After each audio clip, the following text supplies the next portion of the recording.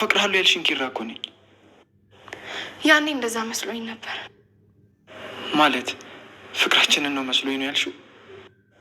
አዎ ስሜት ነበረኝ። አሁን ግን ለአንተ የቀረ ምንም አይነት ስሜት የለኝም። ጽናቴ ቆይ ምንድን ነው የተፈጠረው? ቆይ ቤቲ ተመልሳ መጣች እንዴ? አስፈራራችሽ? ምንድን ነው የተፈጠረው? እንደዛ ነፍሷ እስኪወጣ ድረስ ለምትወድ ሴት ያልሆንክ ለእኔ ትሆናለህ ብዬ እንዳስብ ነበር የጠበቅከው? በቃ የምታወሪውን ነገር እያወቅሽ ኤጭ በቃ እንግዲህ ይህን ፍቅር ፍቅር እያልክ የምትጃጃለውን ነገር እንድታቆም እንፈልጋለሁ። ለአንቺ ያለኝ ፍቅር ነው መጃጃል የሆነብሽ? ጽናት ቆይ አላቅሽም ነበር ማለት ነው? እኔም አንተም ባለማወቄ ነው ይህንን ሁሉ ጉድ ተሸክሜ እንድኖር የተፈረደብኝ። በቃሽ፣ ከዚህ በላይ ውስጤን አታድሚ።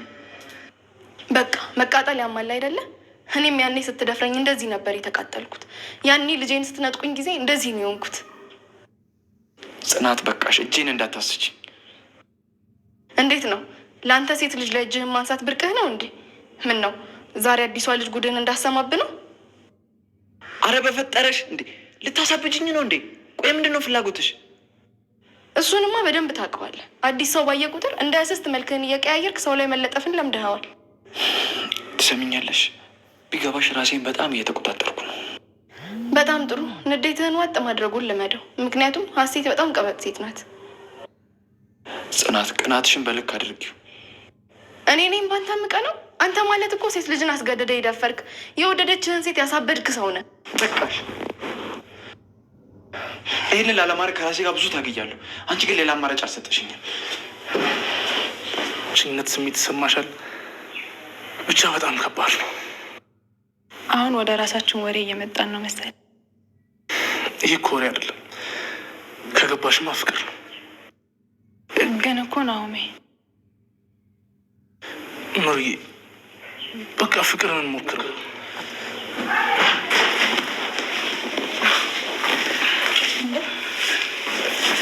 ምን ሆናችሁ? ምንድን ነው ያደናብራችሁ? መጣሽ እንዴ? ምን አይነት ጥያቄ ነው? በቃ እናንተ ተጫወቱ እሺ፣ እኔ በኋላ እመጣለሁ። እሺ ቻው።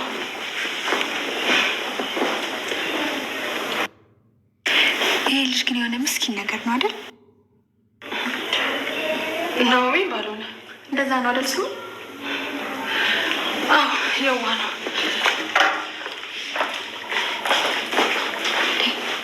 ሰዎቹ ምን ሆነዋል? ሲመጣ ሰላም ሰላም፣ እንዴት ናችሁ? ደህና ናችሁ? የሰላም ሀበሻ ቻናል ቤተሰቦች በያላችሁበት ሰላማችሁ ይብዛልኝ። ያው እንግዲህ ዛሬው የመጣሁት በጽናት ተከታታይ ድራማ ነው ማለት ነው። እንግዲህ ሀሴት ትባላለች ከነኪራ ጋር የመጣችው አዲሷ ኪራ እጮኛ ማለት ነው። ያ ማለት እንግዲህ በነገራችን ላይ ሀሴትን ምንም የምታውቀው ነገር የለም። እሷ ከዚህ ቤት በምን ምክንያት እንደመጣች ምን ልሰራ እንደመጣች እንኳን በፍጹም አታውቅም። ኪራም እንደዚው አያውቅም ማለት ነው። ይህን ነገር የሚያውቁት እንግዲህ የኪራ አባት ያውቃል፣ እንዲሁም ደግሞ ጽናት ታውቃለች፣ እንዲሁም ደግሞ የሀሴት አባት ያውቃሉ ማለት ነው። ስለዚህ ያው እንግዲህ ጽናት ደግሞ የኪራ አባት ቃል ያስገባትን ነገር እየፈጸመች ትገኛለች ማለት ነው። ምክንያቱም የኪራ አባት ኪራና ሀሴት እንዲገናኙ ወይንም ደግሞ የተለያዩ ነገሮች በፍቅር እንዲፋቀሩ አድርጊ፣ እንዲዋደዱ አድርጊ ነው በቃ በአጠቃላይ ማለት ነው። እና የተቻለሽን መጠን አድርጊ፣ ማድረግ ደግሞ ትችያለሽ። በጣም ብልሃተኛ ነች ሴት ልጅ ብልሃተኛ ነች ይባላል። ስለዚህ ይህን ነገር ማድረግ አልችልም ብላ በተናገረችበት ሰዓት ትችያለሽ። ስለዚህ እናቱም በኪራ መደሰት መቻል አለባት እንደዚያ ሆና ብሎ ስለ ህመሟም እንግዲህ እንደነገራት ሁላችንም በባለፈው ፓርት ላይ እናስታውሳለን ማለት ነው። አሁን ላይ ጽናት እያደረገችው ያለ ከኪራ ላይ ፍጹም በጣም ከባድ ነገር ነው። ምክንያቱም ኪራን ያለምንም ነገር እየራቀችው ነው፣ ያለምንም ጥፋት። እንዲሁም የዚህ በፊት ያጠፋቸውን ጥፋቶች እነሱን በማስታወስ እነሱን በመናገር የረሳቻቸውን ነገሮች በፍቅር የተቀየሩ ነገሮችን በማንሳት እንግዲህ ከኪራ መራቅ እየፈለገች ነው ማለት ነው። በጣም ብዙ ነገሮችን ተናግራዋለች። አንተ እኮ ሴት ልጅን የደፈርክ ነህ፣ እንደዚህ ያደረክ ነህ በማለት እንግዲህ በፍቅር ምክንያት እኮ አንተ ሴትን ያሳበድክ ነህ በማለት እንግዲህ ስለ ቤቲ ጉዳይ ሳይቀር እንግዲህ አንስታ ኪራን ተናግረዋለች። እባክሽን ምንድን ነው ያስቀየምኩሽ? ለምን አትነግሪኝም በግልጽ በቃ የድሮዋን ሳቄታዋን ጽናትን አንጭልኝ እንጂ የፈለግሽውን ያክል ነገር እኔ እቀጣለሁኝ።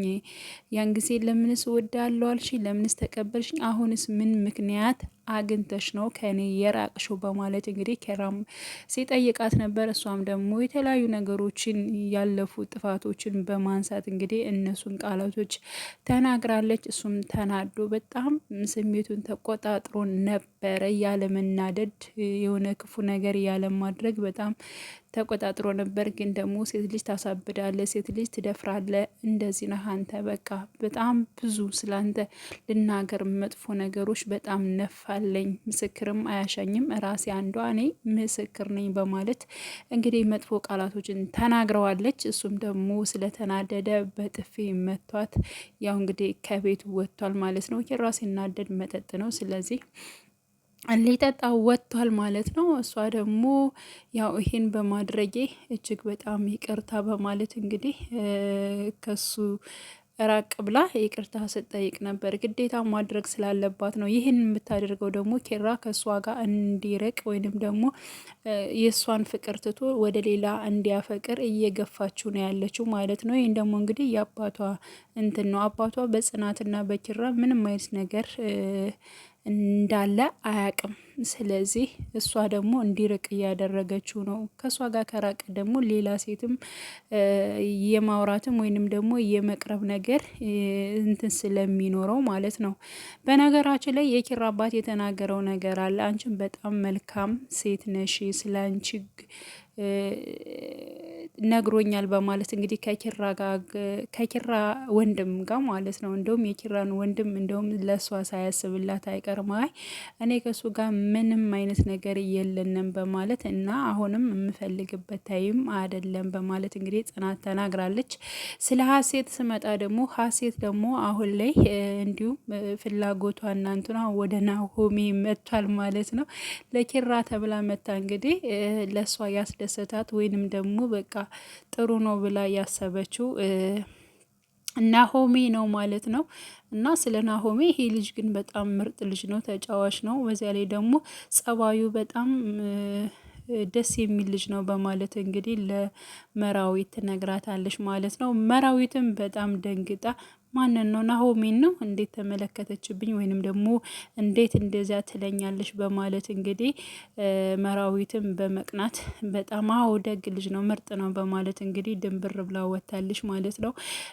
ሌላው ያው ናሆሜና መራዊት እንግዲህ በፍቅራቸው ስለነ ኪራና ስለ ጽናት ሲያወሩ ስለነሱ ፍቅር ሲያወሩ በነበሩበት ሰዓት እንግዲህ ናሆሜም ውስጡ ላይ ያለውንና ነገሮችን ያው መራዊትን እጅግ በጣም እንደሚወዳት እንደሚያፈቅራት ያው እንግዲህ በተለያዩ ነገሮች ሲያወራ ወይንም ደግሞ ሲነግራት እናያለን ማለት ነው። ስለ ነኪራና ስለ ጽናትም ሲያወራ ስለ እነሱ የፍቅራቸው አሁን ላይ ያለው ነገር ጥፋት ጽናት መሆኗን ገልጿል ማለት ነው። ትክክል ነው፣ ግን ደግሞ ለሱ ብላ ነው። በባለፈው ቤቲ ከዚህ ቤት ገብታ ለጽናት ብሎ የውስጡን ደብቆ ነገሮቹን እንዳሳለፈ ኪራ አውቀናል ወይንም ደግሞ አይተናል ማለት ነው።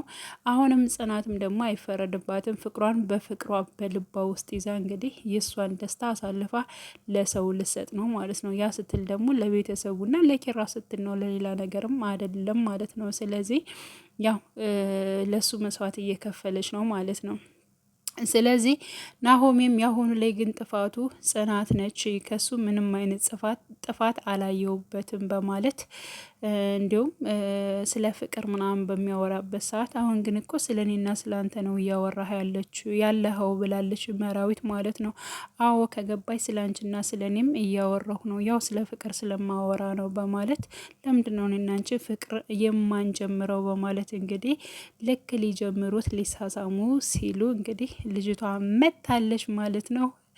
ሴት ስለመጣችባቸው ሁለታቸው ደንግጠዋል እና ናሆሜም ወዲያውኑ ወጥቶ ሄደ።